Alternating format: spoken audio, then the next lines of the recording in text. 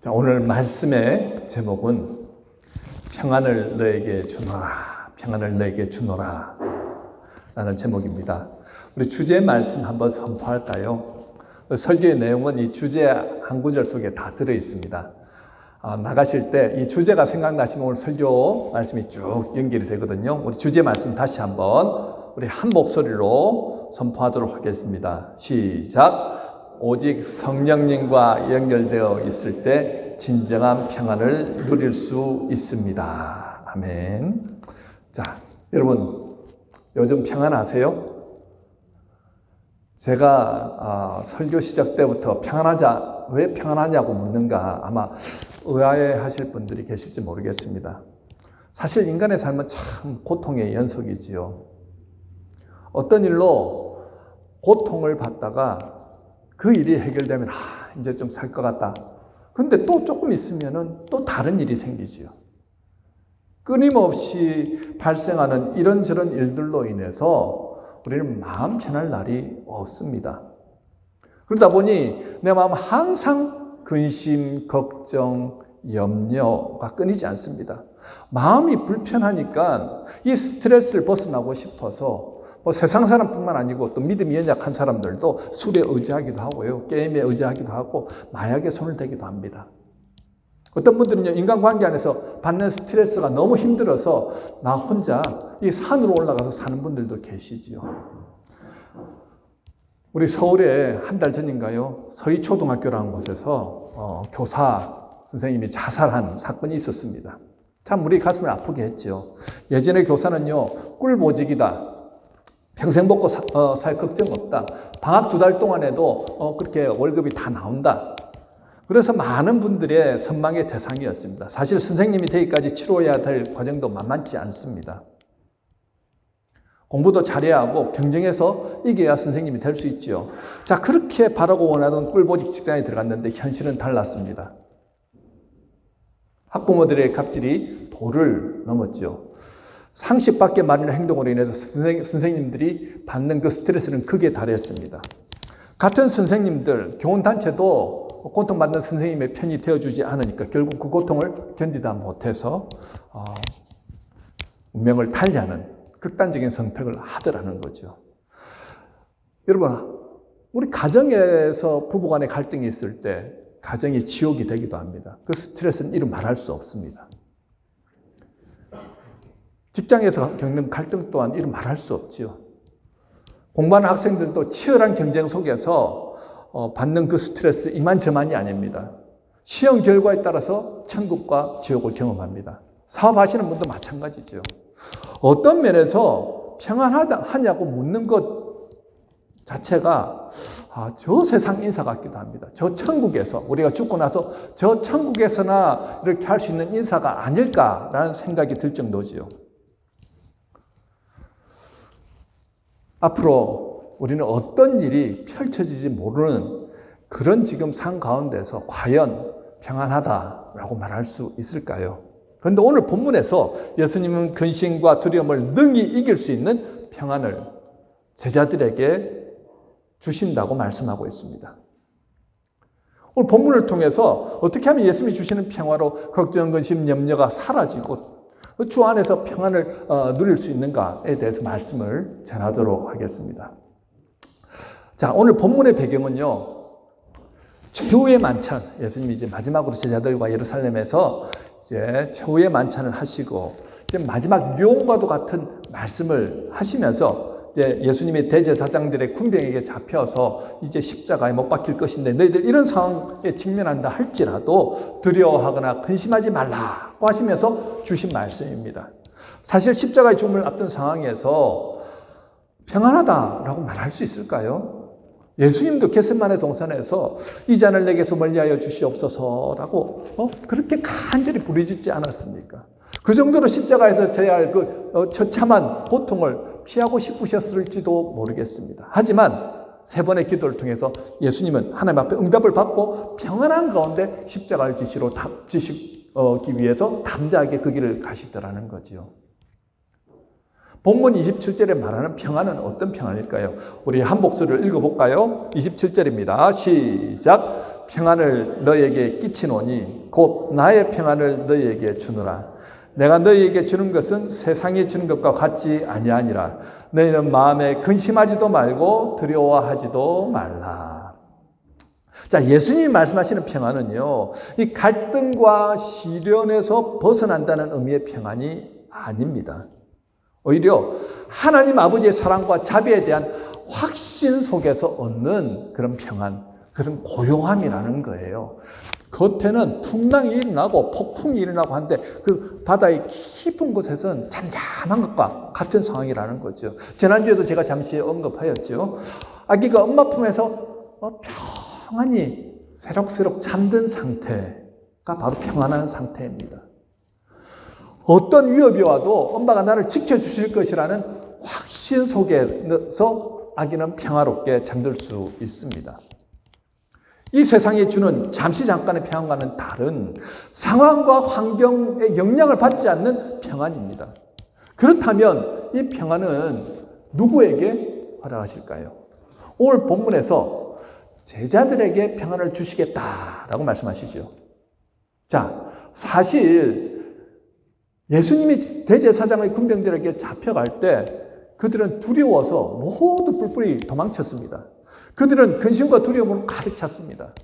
그런데 예수님은요, 그들에게 이런 평안을 주시겠다고 오늘 본문에서 말씀하셨지요. 그렇다면 그들이 그런 절박한 상황 가운데서도 평안함으로 걱정, 근심, 염려, 두려워하는 모습을 보이지 않고 담대함으로 주님과 함께 해야 되는데 그들은 그 어느 누구보다도 더 근심하고 두려워하는 모습으로 벌벌 떨고 있더라는 것입니다. 분명히 주님은 평안을 너희에게 끼치노니라고 말씀하셨습니다. 끼친다는 그 원어 의미는요, 물을 골고루 뿌려준다는 의미인데 이 삶 전체에 영향을 미친다는 의미입니다. 한마디로 어떤 환경과 상황에 상관없이 흔들림 없는 평안을 누린다는 의미입니다. 자, 고난과 고통의 시간에 이 예수님이 말씀하신 평안이 작동해야 하는데 그들은 두려워 떨었습니다. 어떻게 이런 일이 있을까요? 과연 예수님이 거짓말 하실 것입니까? 아니면 그들이 지금 무언가를 놓치고 있는 것은 아닐까요? 자, 여기서 평안은요, 헬라어로 에이레네인데 화평이라는 말입니다.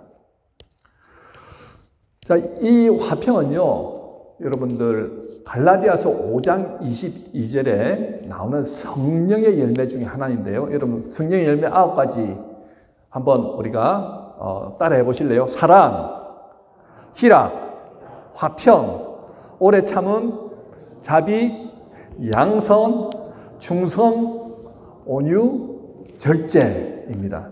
자, 성령이 임하시면 성령이 충만하게 역사하심을 통해서 드러나는 이 열매들이 이 9가지 열매 중에서 화평이라는 열매를 넣는데 이 화평이 바로 평안입니다. 하나님과의 관계가 회복된 상태. 하나님 안에서 정말 진정한 평안을 누릴 수 있다는 거예요. 그 어떤 환경과 상황에도 굴하지 아니하고 잠잠하고 고요함을 느낄 수 있는 상태라는 거죠. 자, 지금은 아직까지 예수님이 함께하고 계신 상황입니다. 본문 25절에서 내가 아직 너희와 함께 있어서 이 말을 너희에게 하였거니와 라고 말씀하죠. 아직 예수님이 십자가를 지시기 전입니다. 죽으시고 부활하시지 않으셨지요. 그리고 승천하셔서 하나님의 우편으로 가시지도 않았습니다. 지금은 제자들과 함께 계신 상황이죠. 그리고 제자들은 아직 성령을 경험하지 못했습니다. 하지만 예수님이 십자가에서 죽으신 후에 부활 승천하시고 마가의 다락방에 모여 성령이 임하실 때까지 너희들 간절히 기도하라 라고 하셨을 때 그들은 순종함으로 기도하기 시작하였을 때 오순절 다락방에서 성령이 불같이 임함을 통하여서 성령 충만을 경험하고 그로부터 근심과 두려움은 사라지고 평안이 임하더라는 거죠. 예수님은 떠나가셨는데 나의 영인 성령을 보내주겠다. 약속대로 성령이 오심을 통하여서 이전보다 더 정말 평안함과 담대함과 용기로 가득 차서 하나님이 놀라운 역사들을 이루어가죠. 본문 26절에서 보면은 보혜사 곧 아버지께서 내 이름으로 보내실 성령 그가 너에게 모든 것을 가르치고 내가 너에게 말한 모든 것을 생각나게 하리라 그 말씀합니다. 자, 예수님은 약속대로 그 보혜사 성령님을 보내주셨어요. 자, 보혜사라는 의미 오늘 나가실 때 이 보혜사라는 의미 네 가지만 딱 익히시고 나가셔도 여러분 오늘 설교를 잘 들으신 겁니다. 보혜사 네 가지 의미가 있습니다. 첫 번째는 상담가, 카운셀러라는 뜻이죠. 두 번째는 위로자, 컴포터라는 뜻이고요. 세 번째는 돕는 자, 헬퍼. 네 번째는 변호사, 애드보케이터. 이 네 가지를 여러분 꼭 기억하십시오. 우리가 어떤 상황 가운데, 어떤 환경 가운데 있든지 우리 주님은요, 성령 하나님은요, 우리를 도우시고 위로하시고 변화하시고 상담하여 주신다는 것입니다. 그뿐만 아니라 모든 것을 가르쳐 주시고 예수님이 말씀한 모든 것을 생각나게 해 주시겠다 하는 거예요. 여러분 믿으십니까? 안 믿어지시죠? 여러분 안 믿어지시니까 이 하나님의 은혜가 여러분 안에서 작동이 안 되는 거예요. 성령 충만을 경험하고 난 후에 그들은 이전에 근심, 걱정, 두려움으로 벌벌 떨던 제자들이 아니더라는 것입니다. 성령님이 함께 하시니까요, 그들에게 평안이 임했습니다. 심지어 베드로는요, 예수를 잡아 죽이는데 앞장섰던 그 산헤드린 공의회 회원들 앞에서 예수가 그리스도라는 사실을 담대하게 전하더라는 거예요. 자신도 예수님처럼 십자가에 달려 죽을지 모르는 그런 환경 가운데서 담대하게 예수님을 전합니다. 불과 몇 달 전에 그의 모습과 지금 그의 모습은 180도로 달라졌습니다. 성령님이 임하시냐 아니냐 그 차이더라는 거죠. 성령님은요 또 그 당시 전시받던 어부 출신 베드로가 예수님을 십자가에 못 박으라고 외쳤던 유대인들 앞에서 무슨 말을 해야 할지 직접 가르쳐 주시더라는 거예요. 그의 설교는요 투박하였지만 그 설교에 많은 사람들이 감동받고 은혜 받고 회개함으로 예수를 그리스도라고 믿고 주께로 돌아온 놀라운 역사를 경험하더라는 것입니다. 정규적인 신학 교육을 받지 않았음에도 성령이 역사하시니까요 이전에 예수님이 하셨던 말씀이 생각나게 하시고 그 입에 전한 말을 넣어주셔서 그는 담대하게 복음을 전하였는데 놀라운 역사들이 일어나더라는 거예요. 자, 그렇다면 그 성령의 역사가 단순히 12명의 제자들에게만 임했냐는 거죠. 아니죠. 그 당시 초대교회 다락방에서 함께 기도했던 120명의 문도들이 함께 성령의 충만한 은혜를 경험하였습니다. 그 중에 여러분들 빌립 집사라고 7명의 집사를 택할 때 7명 집사 중에 한 사람 빌립 집사 있죠. 사도행전 8절에 보면 빌립이 사마리아 성에서 복음을 전하는데 대단한 능력이 나타납니다. 말씀을 전했는데 그들이 정말 회개함으로 예수를 믿게 되고 주님께로 돌아온 역사들이 일어나더라는 거예요. 베드로가 하였던 것과 똑같은 역사를 경험하더라는 거죠. 어떻게 그 일을 할 수 있었습니까? 성령님께서 하시더라는 거예요. 약속대로 예수의 영인 성령님의 오심을 통하여서 주님을 내 마음에 품고 주님과 동행함으로 주님께 순종하며 나아가니까 그러한 역사들이 일어나더라는 것입니다. 자, 그렇다면 저와 여러분은 어떠십니까? 아까 제가 여러분들에게 물어봤잖아요. 성령님은 이런 분입니다 하면서 말씀하셨을 때 믿습니까? 했을 때 믿는다고 말씀하신 분은 그 소수였습니다. 아니면은 부끄러워서 말씀 안 하신 분들도 있고요. 잘 모르겠는데요. 그런 분도 계셨을 것입니다. 그런데 오늘 말씀을 잘 들으시면요. 여러분 인생이 완전히 바뀌는 놀라운 역사를 경험합니다. 자, 저와 여러분은요, 하나님께서 특별히 너무너무 사랑하셔서 아들 예수님을 십자가에 못 죽게 하심을 통해서 우리를 하나님의 아들과 딸로, 하나님의 자녀들로, 그리고 백성으로 삼아주셨다는 거예요.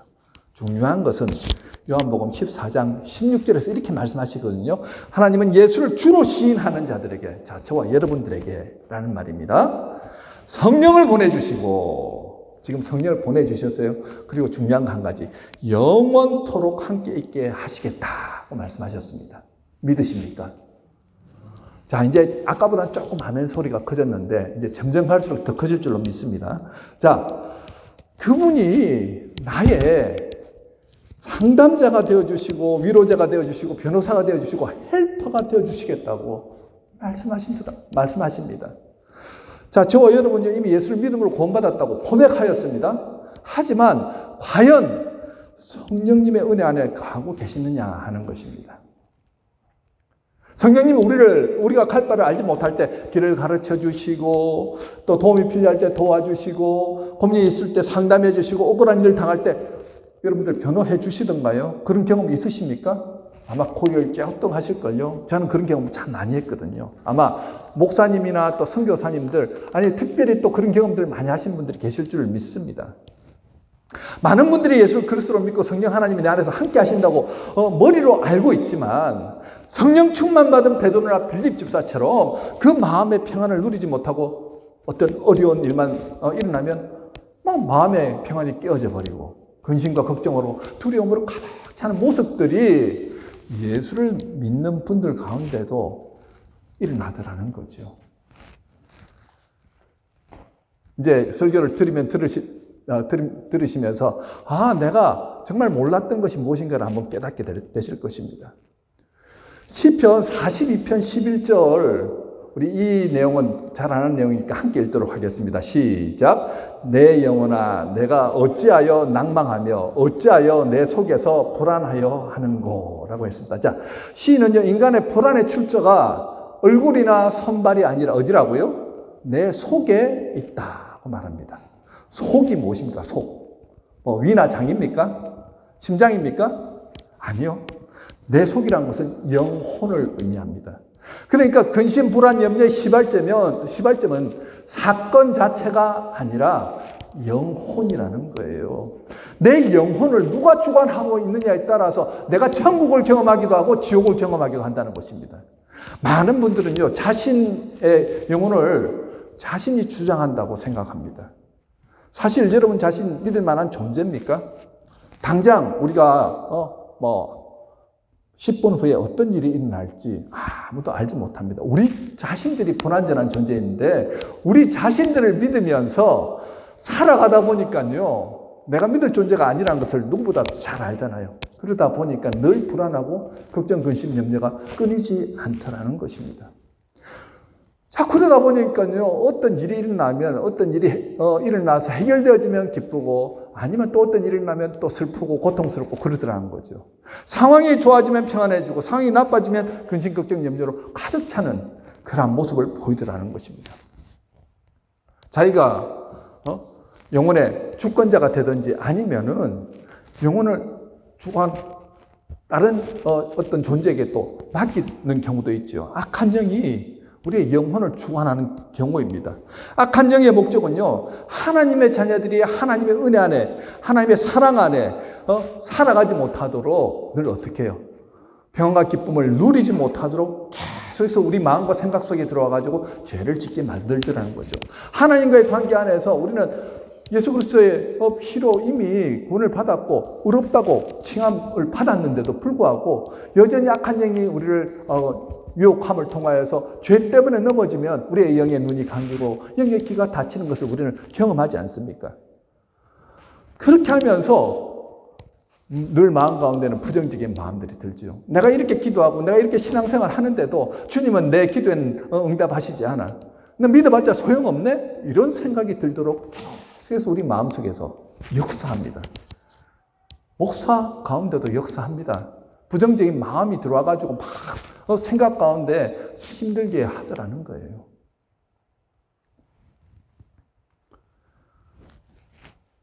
자, 이렇게 불안과 공포 이런 것들이 우리 마음 가운데 막 역사할 때 그런 것들을 이기기 위해서 자꾸 다른 것들로 뭔가를 채우려고 하다가 더 큰 죄에 빠지기도 하죠. 여러분, 세상 어떤 것도 내 영혼을 만족시킬 수 있는 것은 없습니다. 나 자신도 악한 영도 마찬가지죠. 오직 주님만이 내 영혼을 만족시킬 수 있습니다. 답이 거기 있다는 거예요. 어떤 분의 간증을 들었습니다. 사업에 망한 사업가가 절망에 빠졌습니다.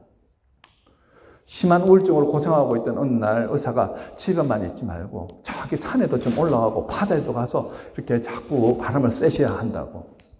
의사의 말을 따라 했습니다. 어느 날 높은 산에 올라갔습니다.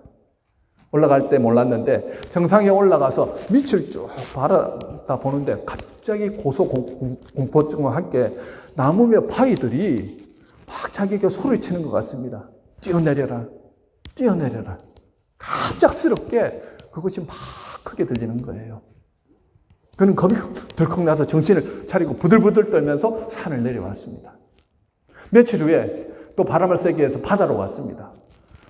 밀려왔다가 밀려나가는 바닷물이 장관이었습니다. 그런데 바닷물 소리가 갑자기 들어오너라 소리를 치는 바람에 깜짝 놀라서 바다를 떠났습니다. 그런데 집에 오는 길에 십자가가 있어서 그 속에서 막 찬양하는 소리가 들리고 그래서 그 교회에 들어가서 뒤에 앉아가지고 예배를 함께 드렸습니다. 근데 그날 설교 제목이 길은 있습니다 였고 설교에 부른 찬송이 이 내용이었습니다. 낭패와 실망 당한 뒤에 예수께로 나옵니다. 십자가 은혜 받으려고 주께로 옵니다. 슬프던 마음 위로받고 이 생에 풍파 잔잔하며 영광의 찬송 부르려고 주께로 옵니다. 라는 찬송이었습니다.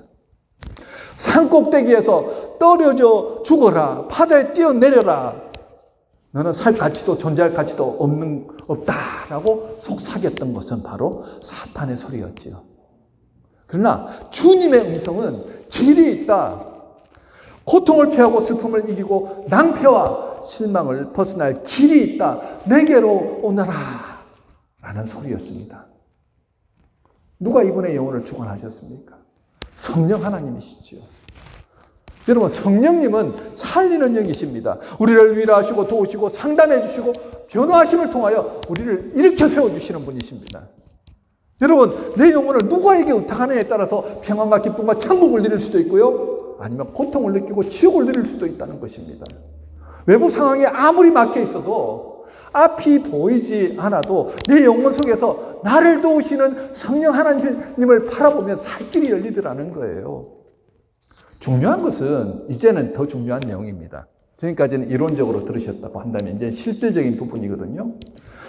여러분들이 성령님과 잘 연결되어 있느냐 하는 것입니다. 자, 전자제품, 아주 신제품, 가장 좋은 전자제품을 비싼 값에 샀습니다. 신형 에어컨을 사서 딱 달아놨습니다. 그런데 아무리 리모컨을 눌러도 작동이 되지 않습니다. 처음에 몰랐습니다. 왜 작동이 안 됐을까요? 콘센트에 전기로 연결을 해야 되는데 그것을 빠뜨린 거예요. 커넥트 되지 않으니까 역사가 일어나지 않습니다. 우리는 예수를 믿음으로 구원받았고 성령님은 내 영혼 속에서 내주하고 계신데 정말 성령님이 내게 함께 하시고 나를 위로하시고 도우시고 상담해 주시고 변해 주실 분이라는 사실을 확실히 믿고 있느냐 하는 것이에요. 여러분, 믿고 있으면은 주님께 연결하러 나가겠죠. 여러분들이 믿지 않으시면요, 아무런 역사도 일어나지 않습니다. 오스왈드 챔버스의 책 주님은 나의 최고봉이라는 글에 이런 글이 나옵니다. 제가 한번 읽어드리겠습니다. 우리는 보통 누군가에게 재능이 많아서 좋은 그리스도인이 될 것이라고 말합니다. 그러나 실제로 초점은 우리의 재능이 아니라 가난한 마음이며 우리가 무엇을 가지고 있는가가 아니라 하나님이 우리 안에 무엇을 넣으셨는가입니다. 곧 우리의 자연적 성품의 능력 및 지식, 경험이 아닙니다. 이러한 모든 것은 사실 하나님께는 아무 쓸모가 없습니다. 정말 쓰임받기 위해 갖추어야 할 유일한 것은 하나님의 위대한 강권하심과 그것에 사로잡혀서 주님의 동료가 되는 것입니다. 하나님의 동료는 오직 자신의 가난함을 깨닫는 사람만 가능합니다. 주님은 자신이 하나님께 여전히 유용하다고 생각하는 자들을 향해서는 아무것도 할 수 없으시다고 말씀하십니다. 우리가 그리스도인이 된 것은 자신을 위해서가 아니라 하나님을 위해서입니다. 기독교의 중심은 우리가 하는 일이 아니라 우리가 유지해야 하는 하나님과의 관계입니다. 이게 핵심입니다. 하나님과의 관계입니다. 많은 분들이 실생활 가운데서 얼마만큼 내 안에 계신 성령님과 친밀한 교제의 관계를 맺고 있느냐 하는 거죠. 주님, 나는 연약합니다. 주님, 나는 부족합니다. 나는 주님 없으면 아무것도 할 수 없습니다. 그러면서 주님께 나가는 거예요. 주님께 연결하는 겁니다. 주님 앞에 내 마음의 문을 열고 내 힘과 내 능력과 내 모든 것을 내려놓고 주님 도와주십시오. 나아가서 주님께 부르짖으면 주님 또 어떻게 해요? 내 안에 오셔서 나를 도우시고 위로하시고 상담해 주시고 변호해 주십니다. 내 갈 길을 가르쳐 주시고요. 인도하시는 분이 바로 성령 하나님이라는 거예요. 우리는요, 그 성령님을 전혀 눈에 보이지 않기 때문에 의식하지 않고 살다 보니까 성령님이 내 안에 계신지 안 계신지 느끼지 못할 때가 있습니다. 또 죄로 우리가 인해서 많은 죄 가운데 있을 때 전혀 그것을 느끼지 못합니다. 여러분이 참으로 예수님을 나의 구원자로 믿으시고 그분을 나의 주님으로 고백하셨다고 한다면요, 이미 하나님의 나라가 여러분 안에 임했다는 거예요. 누가복음 17장 21절에 이런 말씀이 있습니다. 한 목소리를 읽으십시다. 시작. 하나님의 나라는 볼 수 있게 임하는 것이 아니요 또 여기 있다 저기 있다고도 못하거니와 하나님의 나라는 너희 안에 있느니라. 예수 믿으셨죠? 아멘이십니까? 이미 여러분 안에 성령님이 와 계시다는 거예요. 함께 하신다는 겁니다. 여러분이 어디에 있든지 그곳에는 성령님이 함께 하신다는 거예요. 여러분 이 사실 믿으세요? 직장 가운데 갈등 관계 안에 부부 생활 안에서 힘들어 죽겠는데 아니면 공부하는 학생이 정말 어떻게 공부해야 될지를 알지 못하고 힘들고 어려운 상황 가운데 내가 있는 그곳에 성령 하나님도 함께 하신다는 거예요. 어떤 분으로서요? 위로자로. 나를 위로해 주시는 분, 나를 도우시는 분, 나를 상담해 주시는 분, 나를 변호해 주시는 분, 나를 가르쳐 주시는 분으로 오늘 함께 해 주신다는 거예요. 여러분, 이 하나님이 나의 하나님이라는 겁니다. 그런데 많은 분들이 그걸 느끼지 못하고 하나님은 너무 바쁘셔서 나 같은 거에는 관심이 없어요. 저 먼 하늘나라에 계신 먼 곳에 계신 하나님으로 생각하다 보니까 하나님과는 상관없는 삶을 살아갑니다. 환경과 상황 가운데서 어려운 일만 생기면 예수를 안 믿는 사람처럼 그렇게 벌벌 떨면서 두려워합니다. 이제는 달라지셔야 되겠죠. 어떻게 달라질 수 있습니까? 여러분, 첫 번째는요, 하나님이 나를 구원하시기 위해서 아들 예수님을 십자가에 못 박을 정도로 사랑하셨다는 사실을 믿으십시오. 또한 하나님은 나를 도우시기 위해서 성령 하나님을 내 속에 두셨다는 사실을 믿으십시오. 내가 마음의 문을 열고 주님께 나아가기만 하면 주님은 내 안에 들어오셔서 내게 위로하시고 변호하시고 상담해 주시고 가르쳐 주시고 인도하여 주신다는 사실을 믿으십시오. 아멘이십니까? 여러분, 이제는 적용할 때 아닙니까? 좀 쉽게 그러면 우리 김상호 집사님 형님이 중국에서 중국 선교사로서 오래 사역을 하셨다는 얘기를 들었습니다. 중국인들을 대상으로 중국말을 하면서 선교하셨지요. 공산주의다 보니까 어느 순간 이 공산당이 알고는 이제 선교사들을 다 쫓아내기 시작했습니다. 그래서 우리 선교사님은 중국 사람들에 대한 열망을 가지고 체코로 가셔가지고 체코에 있는 중국 사람들도 선교를 하기 시작하셨죠. 중국에 대한 책을 제가 많이 읽는데요.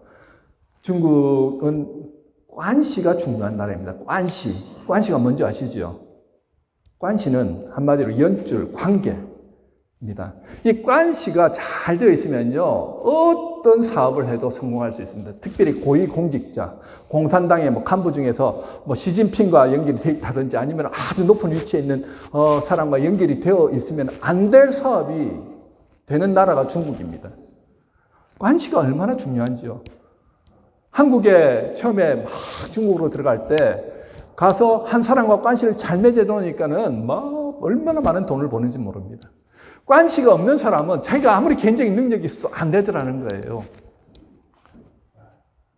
여러분, 이 세상에 한 사람과 관계가 잘 돼 있어도 먹고 사는 게 문제가 없고 승승장구하고 성공하는데 과연 이 땅을 천지만물을 창조하신 하나님이 나의 하나님이고 그분이 변호사이시고 상담가이시고 위로자이시고 능력이 하나님이신 그분이 나의 관시가 되어주시고 내가 필요할 때마다 주님 도와주세요 하며 나아가며 주님 앞에 부르짖을 때 주님은 내게 오셔서 함께해 주심으로 놀랍게 역사하시고 인도하시는 하나님이시더라는 거예요. 그 은혜를 한껏 누린 사람이 누구냐? 바로 바울 사도 아닙니까? 그가 복음을 전하다가 감옥에 갇혔습니다. 심하게 매를 맞았습니다. 정말 억울하기도 하고 힘들기도 하였지만 그는 관시를 생각하였죠. 내게는 하나님이 있다. 그 깊은 고요한 밤에 그는 하나님 앞에 문을 똑똑하고 두드리고 하나님 앞에 기도하기 시작했습니다. 기도하는데 그 입술에서 찬양이 나온 거예요. 이미 몸은 너무나도 맞아서 고통스럽고 힘든 가운데 있음에도 불구하고 하나님 하면서 기도하는데 갑자기 감사가 흘러나옵니다. 갑자기 말로 형용할 수 없는 하나님의 위로가 그 안에 흘러넘치더라는 거예요. 좁고 깊은 그 지하 감옥이 부흥의 장소가 되더라는 거예요. 하나님을 찬양하다 보니까 갑자기 지진이 일어나면서 감옥 철문이 탁탁 하고 열립니다. 그리고 간수장이 구원받는 놀라운 역사가 일어나고 그 간수장을 통해서 어떻게 교회가 시작이 되지요. 우리는 예수를 잘 믿음에도 불구하고 어떤 억울한 일을 당할 때가 있다는 거예요. 여러분, 억울한 일을 당할 때 사람 만나가지고 해결하려고 하면 사람이 잘 해결해 주던가요? 아니죠. 그저 내 답답한 심정 얘기하면 그걸로 끝나지만 내 답답한 심정을 주님께 구하기 시작하면 주님께서 여러분들 들으시고 알 수 없는 방법으로 여러분들의 마음과 생각을 주장하여 주시고 도움의 손길을 알지 못한 사람들을 통해서 베풀어 주시더라는 거죠. 여러분이 혼자 있을 때, 힘들고 어려울 때, 앞이 보이지 않고 막막한 상황 가운데 있을 때, 그때에도 주님은 우리와 함께 하십니다. 연결하십시오. 주님께 나아가십시오. 마치 전자제품을 콘센트에 꽂듯이 주님 앞에 나가서 매 순간 주님, 나는 아무것도 할 수 없는 연약한 존재라는 거 아시지요. 하지만 주님은 하십니다. 주님이 나의 편이십니다. 나를 도우십니다. 주님 나를 위로하여 주세요. 도와주세요. 고백하기 시작할 때 그때부터 하나님의 사랑과 은혜와 풍성한 능력이 여러분 안에서 임하게 된다는 것입니다. 여러분들은 어떤 관심을 가졌다고요? 하나님의 관심을 가진 사람들이라는 사실을 여러분 기억하시기 바랍니다. 하나님께서는 누구보다도 여러분들을 사랑하십니다. 이 세상 우울하고 답답하고 힘든 삶 살기를 원치 않으신다는 거예요. 악한 사탄은요, 뭘 선물로 주는지 아십니까? 불안과 공포와 두려움을 선물로 줍니다. 하지만 우리 하나님은요, 생명과 평안을 선물로 주십니다. 오늘 이 말씀을 여러분 마음판에 새기고 여러분이 있는 모든 곳에서 특별히 지금 어려움을 당하고 있는 분들 주님께 나아가십시오. 마음의 문을 여시고 주님을 부르십시오. 주님 앞에 정말 깨어서 주님의 도우심을 구하십시오. 그때 우리가 상상할 수 없는 하나님의 평안이 여러분들을 주장하게 될 것입니다. 여러분 마음에 평안이 임하였다는 것은 하나님이 역사하였다는 증거입니다. 상황과 환경은 변하지 않았지만 확신이 생깁니다. 아, 주님이 나를 사랑하시는구나. 아, 주님이 나를 도우시는구나. 아, 주님이 나와 함께 하시는구나. 그럴 때 우리는 다시 일어나서 이 험난한 세상을 담대하게 걸어갈 수 있습니다. 여러분, 주님은 여러분들을 사랑하십니다. 다시 일어나셔서 다시 주님 앞에 나가심을 통하여서 맡겨주신 귀한 사명을 이루시는 저와 여러분 되시길 주님의 이름으로 축원합니다. 함께